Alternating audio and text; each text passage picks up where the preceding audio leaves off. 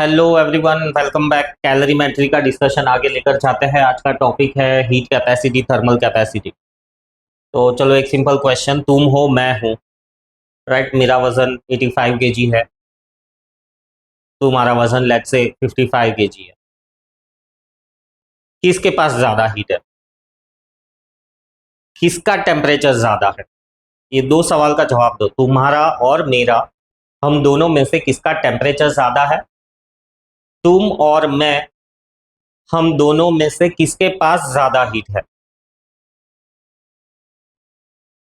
तो सिंपल सी बात है, क्योंकि मेरा वजन ज्यादा है 85 केजी, मतलब जिसका भी तुम में से और मुझ में से जिसका भी वजन ज्यादा है उसके पास ज्यादा हीट है। क्योंकि मास ज्यादा हो गया, वजन ज्यादा है मतलब मास ज्यादा हो गया, तो हीट ज्यादा है। बट कन्वर्सली टेम्परेचर तो हम दोनों का सेम ही है ना, क्योंकि हम दोनों बायोलॉजिकल बीइंग हैं। और बायोलॉजिकली बॉडी का टेम्परेचर कितना मेंटेन होता है? 90 फ़ारेनहाइट जितना, 98 फ़ारेनहाइट जितना। 90 नहीं, 90 तो थोड़ा ठंडा हो जाएगा। 98, आई थिंक 98 है। 98 फ़ारेनहाइट ले लो। तो मेरा भी टेम्परेचर 98 के आसपास में है, डेसिमल पॉइंट्स को इग्नोर करो। तुम्हारा भी टेम्परेचर 98 के आसपास में। हम दोनों का टेम्परेचर सेम है, बट हम दोनों के अंदर हीट अलग अलग है।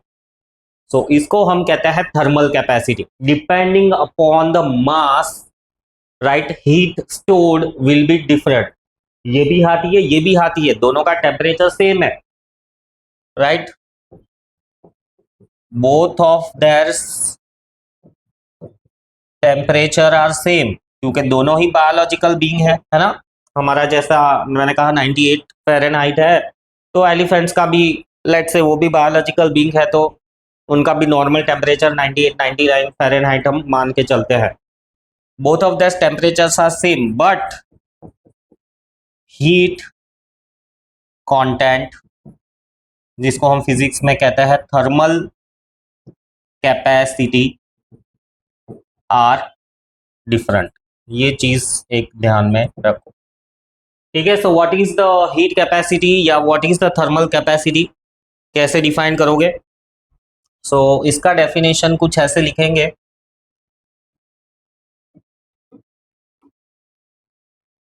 कि the amount of heat required to raise temperature of given mass of substance by 1 degree centigrade. So 1 degree से इसको भी गर्म करना है, 1 डिग्री से इसको भी गर्म करना है। जो भी हीट रिक्वायर्ड है उसको हम कहेंगे थर्मल कैपेसिटी। दोनों का मास, लेट्स से ये 50 किलो का है, 500 किलो का है, तो जो भी मास हो, बट इसका भी टेम्परेचर मुझे 1 डिग्री से बढ़ाना है, इसका भी टेम्परेचर 1 डिग्री से बढ़ाना है, राइट। तो उसको हम कहेंगे थर्मल कैपेसिटी, कि कितनी है उसकी थर्मल कैपेसिटी। थर्मल कैपेसिटी को हम H से भी रिप्रेजेंट करते हैं, H से हीट रिप्रेजेंट करते हैं हम। तो थर्मल कैपेसिटी के लिए स्मॉल सी भी यूज करते हैं, बट सी डैश लिखते हैं, क्योंकि स्मॉल सी और कैपिटल सी में लिखते वक्त, मतलब हमारा हैंड रिटन हो तो लिखते वक्त डिफ्रेंशिएट करना बहुत मुश्किल हो जाता है। प्रिंटेड हो तो समझ में आता है कि स्मॉल सी है, कैपिटल सी है, बट हैंड रिटन में small C capital C differentiate नहीं हो पाता है, तो अल्टीमेटली हम उसको सी डैश से रिप्रेजेंट करते हैं। So thermal capacity represented by C dash, it's the amount of the heat required to raise the temperature of the given mass of the substance by 1 degree centigrade. कैसे calculate करोगे thermal capacity?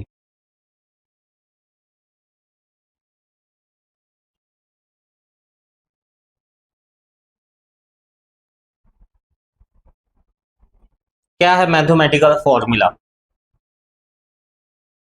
So C dash is equals to कितनी heat दी है और by how much temperature raise हुआ है।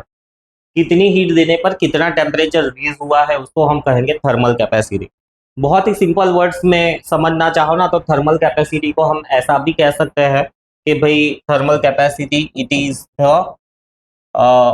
The heat storing capacity of given substance, है ना। तुम और मैं भी सब्सटेंस है, पर मेरी हीट स्टोरिंग कैपेसिटी ज़्यादा है क्योंकि मेरा मास ज़्यादा है। तुम्हारा मास अगर मुझसे कम है तो तुम्हारी हीट स्टोरिंग कैपेसिटी कम है, और अगर तुम्हारा मास मुझसे ज़्यादा है तो तुम्हारी हीट स्टोरिंग कैपेसिटी ज़्यादा है। सिंपल। मुझको और इस हाथी को कंपेयर कर लो, राइट। सो मेरा मास इसके कंपैरिजन में कम है, तो मेरी हीट स्टोरिंग कैपेसिटी कम है, इसकी स्टोरिंग कैपेसिटी ज़्यादा है ना। So heat capacity, amount of the heat required to raise the temperature of given mass of the substance by 1 degree centigrade. Formula C dash is equals to H upon theta, और formula में से ही units आ जाएगा, right. SI unit क्या आ जाएगा, heat major होती है joules में, special unit calorie भी है, वो भी यूज करेंगे हम, वो भी यूज होता ही है। सो पर SI यूनिट बोल रहे, तो SI में तो जूल्स ही है, तो जूल्स पर केल्विन, राइट। CGS यूनिट क्या हो जाएगा, जूल्स का करस्पॉन्डिंग है अर्ग, और केल्विन का तो केल्विन ही रहेगा। अब अदर यूनिट्स की बात करते हैं, जैसा कि तुम्हारे मेरे दिमाग में आया कैलोरीज, तो इसको हम ऐसा भी लिख सकते हैं, कैलोरीज पर केल्विन, किलो कैलोरीज पर केल्विन, है ना, ऐसा भी लिख सकते हो। कैलोरीज पर डिग्री सेंटीग्रेड, किलो कैलोरीज पर डिग्री सेंटीग्रेड, ये सब एडिशनल यूनिट्स है, न्यूमेरिकल्स में यूज होते ही है। वापिस इसके जो न्यूमेरिकल्स है उसमें ये रिजिडनेस नहीं रखना, जूल्स पर केल्विन ही कैलोरीज में दिया हुआ है, तो सब चीजें कैलोरीज में लेके भी आगे हम कैलकुलेशन कर सकते हैं। हाउएवर मोस्टली न्यूमेरिकल्स जूल्स पर केल्विन वाले ही है, तो ये अदर यूनिट्स है। इसीलिए मैंने कन्वर्जन बताया कि सेल्सियस को केल्विन में कन्वर्ट करना हो, कैलोरीज को जूल्स में कन्वर्ट करना हो, अर्ग को जूल्स में कन्वर्ट करना हो। तो ये है हीट कैपेसिटी या थर्मल कैपेसिटी, राइट, के amount of the heat energy required to raise the temperature of given mass of the substance by 1 degree centigrade. फिर नेक्स्ट आते हैं हम, state the factors on which heat absorbed और released by the body depends. So heat absorbed depends on and heat released depends on, दोनों factors same ही है, बस थोड़ा कंफ्यूजन अवॉइड करने के लिए मैं अलग अलग लिख रहा हूं। सो क्या है, heat absorbed is directly proportional to mass. जितना ज्यादा मास होगा उतना ही ज्यादा वो हीट एब्सॉर्ब करेगी, एंड सेम में यहाँ पे भी जितना ज्यादा मास होगा उतना ही हीट रिलीज करेगी, है ना। सिंपल, लाइक छोटा कोयला ले लो, बड़ा कोयला ले लो, दोनों को रेड हॉट टेम्परेचर तक गर्म करना है ना। तो ये मैंने छोटा सा कोल ले लिया है और ये मैंने बड़ा सा कोल ले लिया है। छोटा कोयला, बड़ा कोयला, तो छोटे कोल को भी मुझे रेड हॉट तक लेके जाना है, इसको भी रेड हॉट तक लेके जाना है ना। तो कौन हीट ज्यादा एब्जॉर्ब करेगा, ऑब्वियसली बड़ा कोयला हीट ज्यादा एब्जॉर्ब करेगा। सेम वे छोटा कोयला ऑलरेडी 100 डिग्री सेंटीग्रेड पे है, राइट। छोटा कोयला ऑलरेडी 100 डिग्री सेंटीग्रेड पे है और ये भी 100 डिग्री सेंटीग्रेड पे है, तो कौन ज्यादा हीट रिलीज करेगा। So heat released will be by small coal will be less than heat released by larger coal, and same way यहाँ पे भी heat absorbed to reach 100 degree centigrade heat absorbed to reach 100 degree centigrade, है ना। तो मास पे depend करता है ये। फिर दूसरा भी फैक्टर है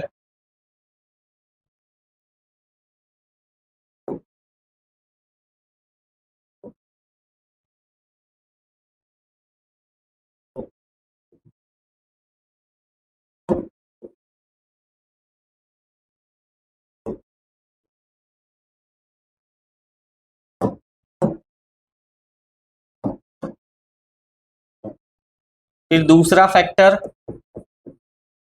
heat is proportional to, right, heat is dependent on nature of the material।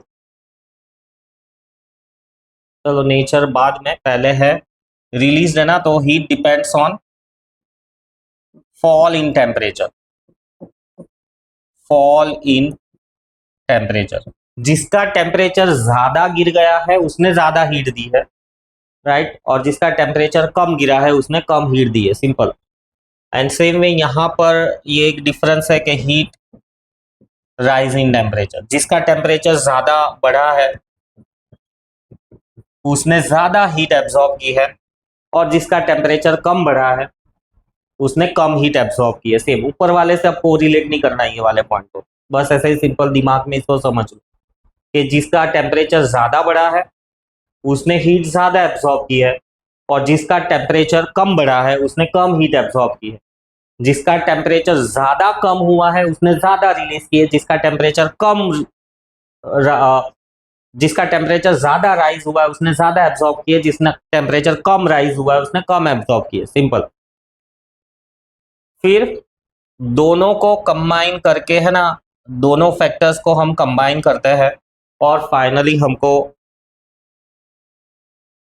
एक कंक्लूजन मिलता है, कंबाइनिंग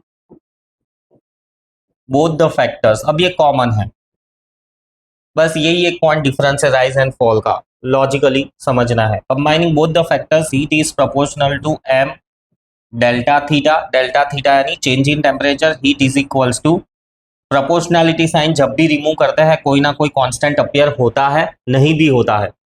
अब ये तो तुमको ग्राफ करना पड़ेगा कौन से डेरिवेशन में या कौन से इक्वेशन में कांस्टेंट अपीयर हो रहा है, नहीं हो रहा है। तो इस इक्वेशन में कांस्टेंट अपीयर होगा, उस कांस्टेंट को सी लेटर से हम डिनोट करते हैं, और उस सी को हम कहते हैं स्पेसिफिक हीट कैपेसिटी। यहां पर मैं लिख देता हूं, डेल्टा थीटा इज राइज और फॉल, कॉमनली इसको हम ऐसा कह सकते हैं चेंज इन टेम्परेचर। अब बढ़ा है टेम्परेचर, कहीं से कहीं पे पहुंचा है ना, ऐसा भी यहाँ पे ब्रैकेट में रख सकते हो कि फाइनल टेम्परेचर बढ़ा होगा राइज में, तो theta initial minus theta final minus theta initial. और फॉल के केस में तुम ऐसा लिख सकते हो कि फॉल हो रहा है ना, तो एफ हायर था माइनस लोअर लेवल वाला टेम्परेचर कम हो, ऐसा। हाँ वेवर, इसमें यही चीज ध्यान रखनी है क्योंकि हीट स्केलर क्वांटिटी है, तो बड़ा टेम्परेचर माइनस छोटा टेम्परेचर, बस इतना याद रखो, ज्यादा ये दिमाग नहीं लगाना है। वैसे पता तो चल ही जाता है कौन सा, किसका टेम्परेचर ज्यादा था किसका कम हुआ है, बट ओवरऑल ये जो सप्रेक्शन है ना राइज या फॉल का, या डेल्टा थीटा का कह दो, rise of temperature, fall of temperature, या डेल्टा थीटा कह दो। सो इन तीनों को हमको बड़ा माइनस छोटा ऐसा कह दो, और डेल्टा थीटा आर कह दो, या तो इसको हम कह दो डेल्टा थीटा एफ। वैसे ये वाला ही प्रीफर करेंगे हम, डेल्टा थीटा। बाकी हम लॉजिकली डिसाइड कर देंगे कि भाई देख के ही पता चल रहा है कि 40 डिग्री पे पानी था 20 डिग्री पे आ गया, यानी ठंडा हो रहा है। कितने टेम्परेचर से ठंडा हो रहा है, 40 से 20 यानी 20 डिग्री से, बस। तो डेल्टा थीटा मिल गया हमको 20 डिग्री। अब सी के बारे में, सी is proportionality constant and it is called as specific heat capacity of substance।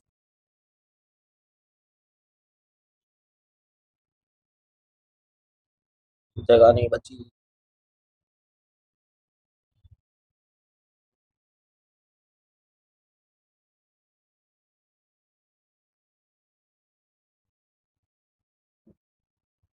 And C is called as specific capacity of substance। समझो इसको, एक और बार देख लो। सो हीट कितनी एब्जॉर्ब हुई, कितनी रिलीज हुई, डिपेंड करती है मास पे, डिपेंड करती है चेंजिंग टेम्परेचर पे। इस चीज को कॉमनली ऐसा भी कह सकते हो, चेंजिंग टेम्परेचर, राइट। फाइनली मास और टेम्परेचर दोनों फैक्टर्स डायरेक्टली डिपेंडेंट, वो प्रोपोर्शनैलिटी को हम इक्वेशन में कन्वर्ट करते हैं तो एक प्रोपोर्शनैलिटी कांस्टेंट इंट्रोड्यूस होता है C, और उस C को एक स्पेशल नाम दिया गया है specific heat capacity of the substance. अब ये स्पेसिफिक कैपेसिटी जो है, उस वर्ड को भी हम बहुत अच्छे से समझेंगे और डिस्कस करेंगे। सो ये जो पूरा है डेरिवेशन, राइट, इसको थोड़ा मैं और एक फॉर्मेट में लिख दूं तो ऐसा भी लिख सकते हैं कि भाई heat is proportional to mass, heat absorbed or released is proportional to delta theta, heat is proportional to m delta theta, therefore heat is equals to mc delta theta, और फिर एक्सप्लेनेशन। तो इतना शॉर्ट में भी इस चीज को लिख सकते हो, ये मैंने थोड़ा डिटेल में लिखा समझाने के लिए। फिर इसी को वर्ड्स में भी कन्वर्ट कर देना, यहाँ पे सेंटेंसेस भी ऐड कर देना, तो एज ए आंसर बेटर लगता है। अब जो वर्ड था ना स्पेसिफिक हीट कैपेसिटी, इस पर हम आते हैं। डिफाइन स्पेसिफिक हीट कैपेसिटी, तो चलो पहले इसको डिफाइन कर लेते हैं। 15 नंबर,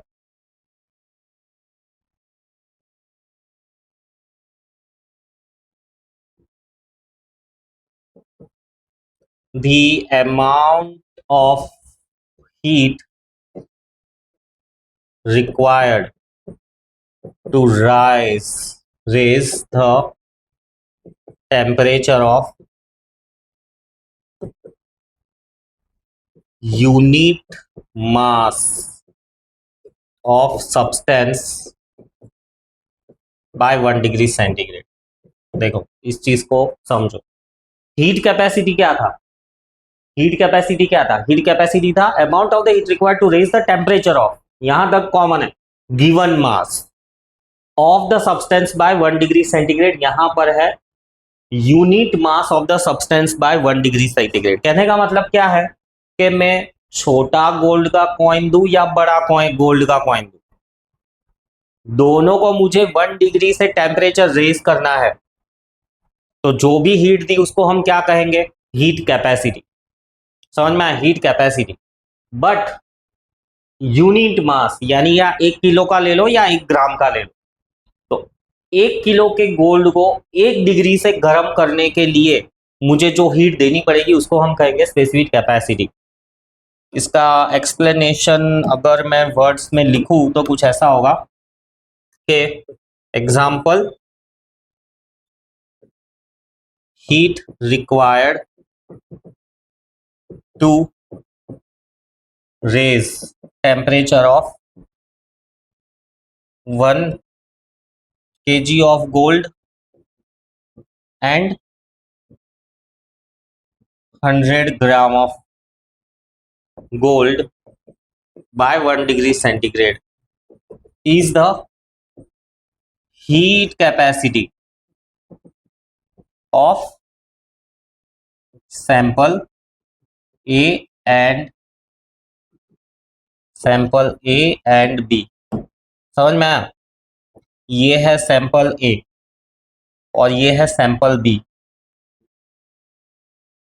ये A है और ये B, दोनों ही गोल्ड के हैं बट मास अलग अलग है, तो उनको जो 1 डिग्री से गर्म करने के लिए हीट लगेगी ना उसको हम कहेंगे हीट कैपेसिटी या thermal capacity. But heat required to raise temperature of 1 kg और 1 gram of gold by 1 degree centigrade is called specific heat capacity। अब क्या दिमाग में आ रहा है ये दोनों सेंटेंसेस पढ़ के? Hence to conclude,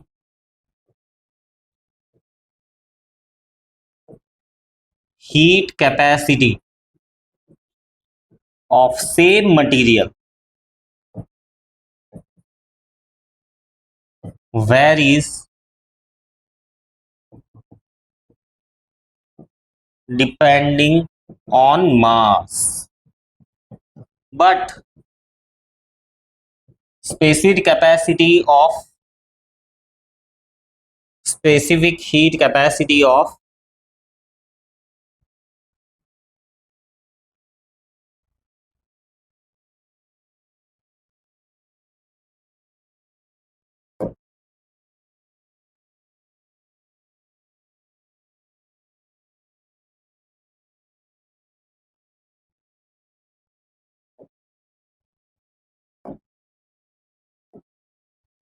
but specific capacity of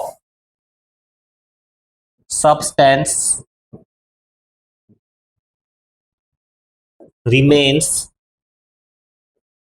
same, constant, independent of mass। बहुत बहुत बहुत ढंग से समझो इस चीज को। देखो, हीट कैपेसिटी अलग अलग है 1 किलो गोल्ड की और 100 ग्राम ऑफ गोल्ड की, लेकिन उसकी स्पेसिफिक हीट कैपेसिटी इसकी भी सेम है, इसकी भी सेम है, क्योंकि स्पेसिफिक कैपेसिटी किस चीज के लिए मेजर होती है? यूनिट मास के लिए, यानी 1 किलो कह दो या 1 ग्राम के लिए मेजर होती है। और हीट कैपेसिटी किसके लिए मेजर होती है? गिवन मास के लिए, जो कि कितना भी ज्यादा कितना भी कम हो सकता है। बट 1 ग्राम यानी 1 ग्राम। अब 1 ग्राम गोल्ड तुम ये सैंपल में से तोड़ के लो, 1 ग्राम गोल्ड ये छोटे सैंपल में से तोड़ के लो, 1 ग्राम तुम इंडिया में से लो, 1 ग्राम तुम अमेरिका में से लो, सबका ये सब सैंपल्स को 1 डिग्री से गर्म करना है। इनिशियली लेट्स से 10 डिग्री पे है, अब मुझे 11 डिग्री पे लेके जाना है, तो क्या सब सैंपल्स को एक जितनी ही हीट देनी पड़ेगी? बिल्कुल हाँ, एक जितनी ही हीट देनी पड़ेगी। So that is about the specific heat capacity.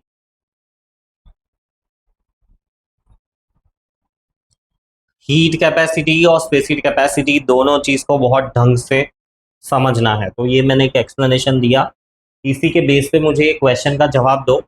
ये क्वेश्चन है कि भाई सैंपल ए है 15 kg कॉपर है, सैंपल बी है 5 किलो कॉपर है, सैंपल सी है 1 किलो कॉपर है। तो बताओ मुझे इसमें से कौन सा ट्रू है, कौन सा फॉल्स है?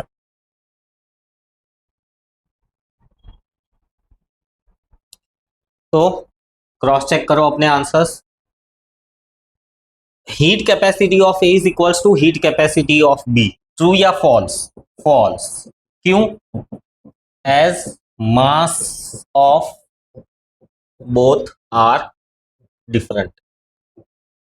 फिर specific capacity of A is equals to specific capacity of D, true. It is the nature. चलो थोड़ा और अच्छे से लिखो। Specific capacity is the nature of material that wood या that material hence it is a constant quantity. समझ में आया? Constant quantity, nature of material, ये हमारे ह्यूमन बींग्स का नेचर है कि हम बायोलॉजिकली 98 फ़ारेनहाइट हमारा टेम्परेचर मेंटेन करता है। Nature of the material constant ही रहेगा ये, चाहे मैं यहाँ रहूं, अमेरिका में रहूं, या साउथ पोल पे, नॉर्थ पोल पे चला जाऊं, वैसे ही स्पेसिफिक कैपेसिटी सेम ही रहेगी। क्योंकि स्पेसिफिक कैपेसिटी का डेफिनेशन ही वो कहता है, क्या कहता है स्पेसिफिक कैपेसिटी का डेफिनेशन? कि कोई भी सब्सटेंस ले लो, कोई भी सब्सटेंस ले लो, लेकिन उसका मास यूनिट होना चाहिए और उस यूनिट मास को 1 डिग्री से गर्म करना है। तो कोई भी सब्सटेंस ले लो, गोल्ड का 1 ग्राम ले लो, उसको 1 डिग्री से गर्म करो, अब कहीं से भी लो, सेम ही हीट देनी पड़ने वाली है, तो उस हीट को हम कहेंगे स्पेसिफिक कैपेसिटी। कॉपर का यूनिट मास ले लो, 1 किलो कॉपर का ले लो, और उसको 1 डिग्री से गर्म करने के लिए जो हीट देनी पड़ने वाली है उसको क्या कहेंगे हम? Specific capacity. Unit mass steel का ले लो, 1 किलो स्टील ले लो, उसको 1 डिग्री से हीट, जो 1 डिग्री से टेम्परेचर बढ़ाने के लिए जो हीट देने वाले हैं उसको हम क्या कहेंगे, specific capacity. But rather than 1 kg या 1 ग्राम, 1 kg या 1 ग्राम दोनों ही SI और CGS फॉर्मेट में है। सो SI फॉर्मेट लेते हो तो 1 किलो 1 किलो 1 किलो लो, CGS फॉर्मेट लेते हो तो 1 ग्राम 1 ग्राम 1 ग्राम लो, ठीक है। तो यूनिट मास है तो उसको 1 डिग्री से गर्म करने के लिए वो यूनिट मास इंडिया से लो, अमेरिका से लो, जापान से लो, सेम ही हीट लगने वाली है, उसी हीट को हम कहेंगे स्पेसिफिक कैपेसिटी। बट अगर 1 किलो है, 2 किलो है, 5 किलो है, उसको 1 डिग्री से गर्म करने के लिए जो हीट लगने वाली है उसको हम कहेंगे, उस हीट को हम कहेंगे हीट कैपेसिटी। सो इसीलिए ये ट्रू है, heat capacity of A is equals to specific capacity of A. हाँ, heat capacity of A is equals to specific capacity of A, false, क्योंकि as specific capacity is heat for unit mass. जैसा कि मैंने कहा unit mass यानी CGS में लेना है तो 1 ग्राम ले लो, SI में लेना है तो 1 kg ले लो। एक और क्वेश्चन मैं ऐड करता हूं यहाँ पे, heat capacity of C is equals to specific heat. Specific capacity पूरा वर्ड में नहीं लिखता, मोस्टली जगह पे SHC ही लिखते हैं उसको। So specific capacity of C, true है या फॉल्स है? ये ट्रू होगा, as mass is unit and temperature भी रेज्ड बाय 1 डिग्री सेंटीग्रेड। तो बहुत क्लियर अंडरस्टैंडिंग होनी चाहिए कि यूनिट मास भी है और 1 डिग्री से गर्म कर रहा है, तो वो जो हीट है उसको हम कहेंगे स्पेसिफिक कैपेसिटी। कोई भी मास है, फिर भले चाहे 1 डिग्री से गर्म क्यों ना कर रहे हो, बट मास तो कुछ भी है। अब चलो, मास 1 ग्राम है या यूनिट है, बट टेम्परेचर कोई भी है, 1 डिग्री के अलावा 2 डिग्री से गर्म कर रहे हैं, 3 डिग्री से गर्म कर रहे हैं, तो उसको हम कहेंगे हीट कैपेसिटी। तो ये कंडीशन अगर सेटिस्फाई नहीं होती है ना कि मास यूनिट और टेम्परेचर भी यूनिट से ही चेंज हुआ है, तो वो हीट कैपेसिटी हो जाएगी, अदरवाइज वो स्पेसिफिक कैपेसिटी है। एडिशनली स्पेसिफिक कैपेसिटी का ये वर्ड भी याद रखो कि it is A nature of material. तुम्हारी मेरी स्पेसिफिक कैपेसिटी सेम है, क्योंकि मेरा 1 किलो ले लो, तुम्हारा 1 किलो ले लो, उसका 1 डिग्री से टेम्परेचर बढ़ाने के लिए सेम ही हीट लगने वाली है, क्योंकि बायोलॉजिकली तुम और मैं सेम ही है, ब्लड बोन्स से ही बने हुए हैं, पानी है ना। बट मेरा 1 किलो ले लो और लेट्स से गोल्ड का 1 किलो ले लो, हम दोनों को क्या 1 डिग्री से टेम्परेचर रेज करने के लिए सेम हीट लगेगी? नहीं, अलग अलग हीट लगेगी। तो मेरी स्पेसिफिक कैपेसिटी अलग है, गोल्ड के 1 kg की, यानी कि गोल्ड की स्पेसिफिक कैपेसिटी अलग है। मेरी, तुम्हारी, हर इंसान की स्पेसिफिक कैपेसिटी सेम है, nature of material, right. Her gold की स्पेसिफिक हीट कैपेसिटी सेम ही है, कहीं से भी लो। हर कॉपर की स्पेसिफिक कैपेसिटी सेम ही है, कहीं से भी लो। फिर मैथमेटिकल फॉर्मूला स्पेसिफिक कैपेसिटी का, स्पेसिफिक कैपेसिटी को C से डिनोट करते हैं, H divided by M into delta theta. जो स्पेसिफिक कैपेसिटी थी ना, हीट कैपेसिटी, उसका था H अपॉन डेल्टा थीटा। शायद उसमें डेल्टा थीटा मैंने लिखा नहीं है, बट इट्स अंडरस्टूड, डाल दो H अपॉन डेल्टा थीटा। कितने से टेम्परेचर चेंज हुआ है, ये जरूरी है, कितने से टेम्परेचर चेंज हुआ है, इनिशियली क्या था, फाइनली क्या पहुंचा है, उसके बेसिस पे ही जजमेंट आता है। सो specific capacity is H upon mass into delta theta. फिर बाद में 17 नंबर SI यूनिट लिखते हैं, सबसे पहले क्या आएगा, हीट तो जूल्स में ही मेजर होती है, मास केजी में मेजर होता है, और केल्विन, जूल्स पर केजी केल्विन। CGS यूनिट क्या आएगा, जूल्स का करस्पॉन्डिंग आएगा और केजी का करस्पॉन्डिंग आएगा, ग्राम, केल्विन तो एज इट इज रहेगा। अब हम लिखते हैं अदर यूनिट्स, क्या आएंगे अदर यूनिट्स में, आएगा कैलोरीज पर केजी केल्विन, राइट, कैलोरीज पर ग्राम केल्विन, बहुत सारे लिख सकते हैं हम, किलो कैलोरीज पर केजी डिग्री सेंटीग्रेड, ऐसा कुछ भी, मतलब कैलोरी, किलो कैलोरी, राइट, उसके फॉर्मेट में लिखो, केजी की जगह पे ग्राम लिखो, केल्विन की जगह पे सेल्सियस लिखो या फ़ारेनहाइट लिखो, बहुत सारे स्पेशल यूनिट्स आएंगे। हाँ, न्यूमेरिकल्स में हम इसको स्ट्रिक्टली फॉलो करेंगे, जूल्स पर केजी केल्विन या जूल्स पर केजी डिग्री सेंटीग्रेड, ये दो कॉमनली यूज होंगे न्यूमेरिकल्स में। सो ये है स्पेसिफिक हीट कैपेसिटी और हीट कैपेसिटी, ये दोनों वर्ड्स बहुत क्लियरली पता होने चाहिए। Relationship between the heat capacity and specific heat capacity, चलो ये देख लेते हैं। तो ऐसे लेक्चर का टाइम खत्म हो गया, तो ये वाला हम नेक्स्ट लेक्चर में देखेंगे। तब तक एक बार रिवाइज कर लो, फिर ये नेक्स्ट लेक्चर में देखेंगे तो और एक एडिशनल रिवीजन हो जाएगा।